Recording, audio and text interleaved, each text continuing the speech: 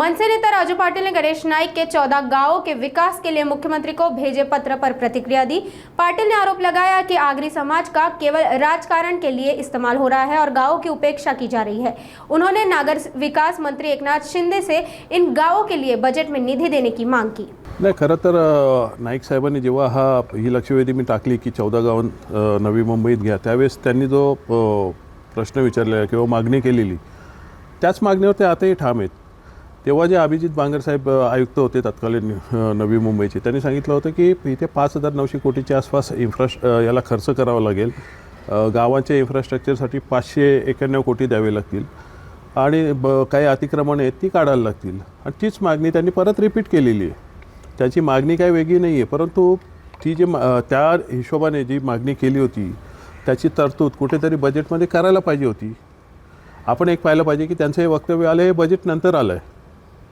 मला कळत नाही की इथल्या आमदारांनी मागणी करायला पाहिजे, ते दुसरा सेशन चालू आहे आता की ही गावं काढले त्यांच्यासाठी निधी द्यायला पाहिजे। मला सततचा पाठपुरावा चालू होता, समिती आमची सोबत होती, ती पण पाठपुरावा करत होती, परंतु हा कुठेतरी मुद्दामून रेंगाळण्याचा विषय आहे का की हे गाव आम्हाला कचरा टाकायला परत ठाण्यात घ्यायचा विषय आहे का? मला वाटतं नगरविकास खात्याचे जे मुख्य आहेत एकनाथ शिंदे, त्यांनी इथे लक्ष द्यायला पाहिजे।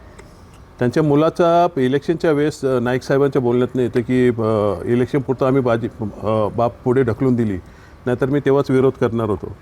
तर नक्की ठरलेलं काय यांच्यात की इलेक्शनपुरती गावं हो बोलायचं नंतर परत ती तशीच टांगती ठेवायची का? तर आगरी लोकांचा फक्त राजकारणासाठी उपयोग करायचा आणि असंच वाऱ्यावर ही गावं सोडून द्यायची आहेत का आमची? माझी एकनाथ शिंदेंना पालकमंत्री म्हणून विनंती आहे की त्वरित या 14 गावांसाठी निधी त्यांनी जाहीर करावा।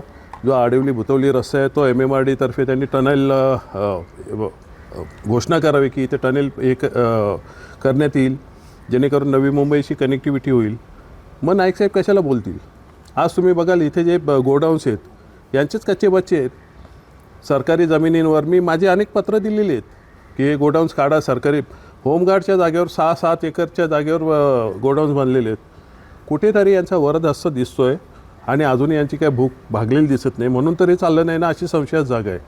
हे माझं सांगणं आहे की नाईक साहेब बोललेत ते बरोबर बोललेत।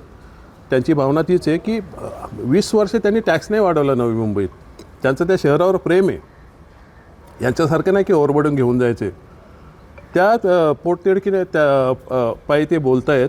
त्यांची मागणी रास्त जरी असली तरी माझी त्यांनाही विनंती की आम्हाला पदरात घ्या। मागच्या वेळेसही मी बोललेलो आणि तुम्ही तुमच्या लेवलला प्रयत्न करा, हा निधी कसा येईल।